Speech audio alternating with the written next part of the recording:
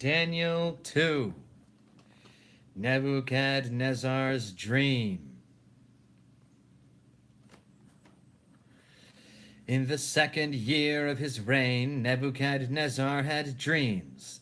His mind was troubled, and he could not sleep. So the king summoned the magicians, enchanters, sorcerers, and astrologers to tell him what he had dreamed.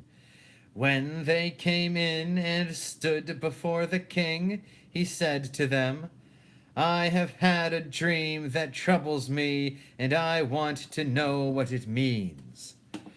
Then the astrologers answered the king, "May the king live forever. Tell your servants the dream, and we will interpret it." The king replied to the astrologers, "This is what I have firmly decided. If you do not tell me what my dream was and interpret it, I will have you cut into pieces and your houses turned into piles of rubble. But if you tell me the dream and explain it, you will receive from me gifts and rewards and great honor.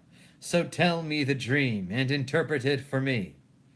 Once more they replied, "Let the king tell his servants the dream, and we will interpret it." Then the king answered, "I am certain that you are trying to gain time, because you realize that this is what I have firmly decided. If you do not tell me the dream, there is only one penalty for you. You have conspired to tell me misleading and wicked things, hoping the situation will change. So then tell me the dream, and I will know that you can interpret it for me."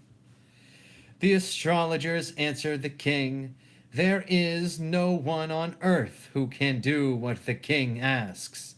No king, however great and mighty, has ever asked such a thing of any magician or enchanter or astrologer. What the king asks is too difficult. No one can reveal it to the king except the gods, and they do not live among humans." This made the king so angry and furious that he ordered the execution of all the wise men of Babylon. So the decree was issued to put the wise men to death, and men were sent to look for Daniel and his friends to put them to death. When Arioch, the commander of the king's guard, had gone out to put to death the wise men of Babylon, Daniel spoke to him with wisdom and tact. He asked the king's officer, "Why did the king issue such a harsh decree?" Arioch then explained the matter to Daniel. At this, Daniel went in to the king and asked for time, so that he might interpret the dream for him. Then Daniel returned to his house and explained the matter to his friends Hananiah, Mishael, and Azariah. He urged them to plead for mercy from the God of heaven concerning this mystery, so that he and his friends might not be executed with the rest of the wise men of Babylon. During the night the mystery was revealed to Daniel in a vision. Then Daniel praised the God of heaven and said, "Praise be to the name of God forever and ever. Wisdom and power are his. He changes times and seasons. He deposes kings and raises up others. He gives wisdom to the wise and knowledge to the discerning. He reveals deep things and hidden things.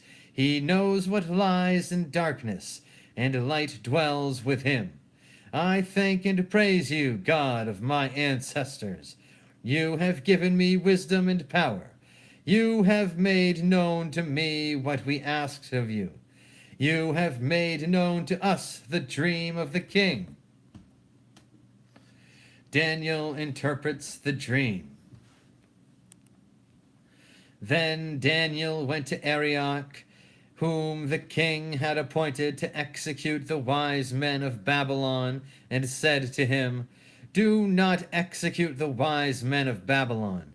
Take me to the king, and I will interpret his dream for him." Arioch took Daniel to the king at once and said, I have found a man among the exiles from Judah who can tell the king what his dream means. The king asked Daniel, also called Belteshazzar, Are you able to tell me what I saw in my dream and interpret it?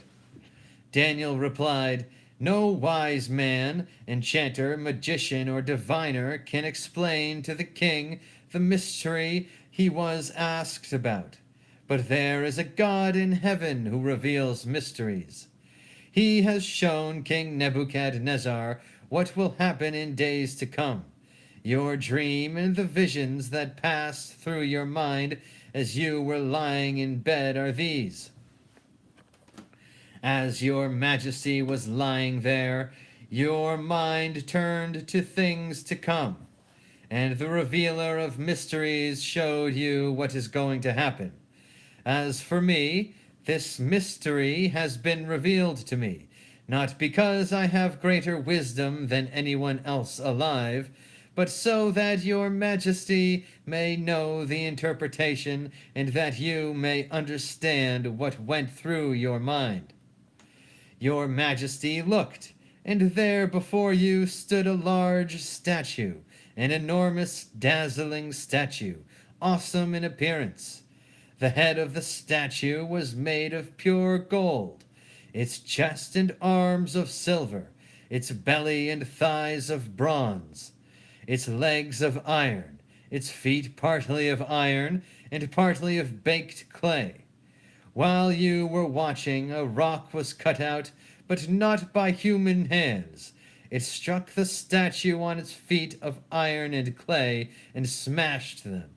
Then the iron, the clay, the bronze, the silver, and the gold were all broken to pieces and became like chaff on a threshing floor in the summer.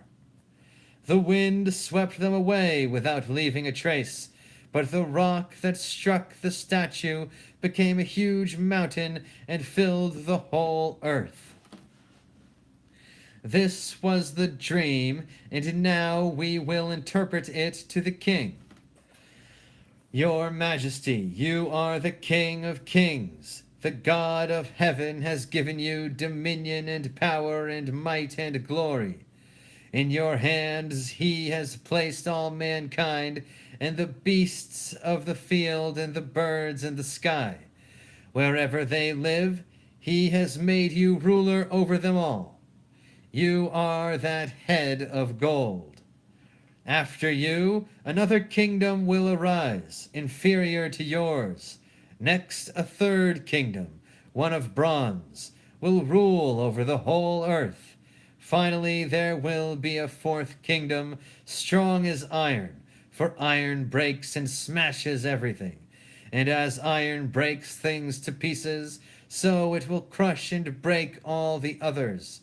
Just as you saw that the feet and toes were partly of baked clay and partly of iron, so this will be a divided kingdom. Yet it will have of the strength of iron in it, even as you saw iron mixed with clay. As the toes were partly iron and partly clay, so this kingdom will be partly strong and partly brittle.